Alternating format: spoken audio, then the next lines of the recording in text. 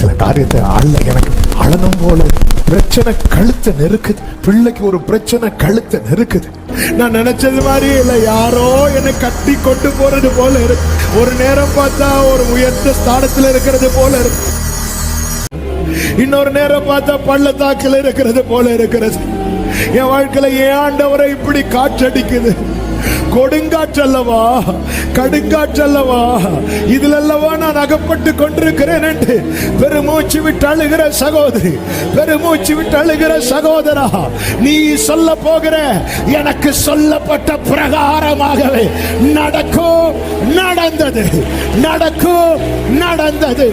ஆண்டவர் சமூகத்தில் அழுகிற, கண்ணீர் வடித்துக் கொண்டிருக்கிற அன்பு சகோதரா, சகோதரி, அதாவது நம்பிக்கை இழந்து அழுத ஆகாரின் பெருமூச்சின் சத்தத்துக்கு பிள்ளைக்கு ஒரு வாழ்க்கை கிடைக்குமானால், நம்பிக்கையோடு தேவ சமூகத்தில் வந்து அழுகிற அன்பு தாயே, அன்பு தகப்பனே, உன் சத்தத்துக்கு உன் பிள்ளை வாழ்க்கையில ஒரு வழி பிறக்காமல் போகுமோ?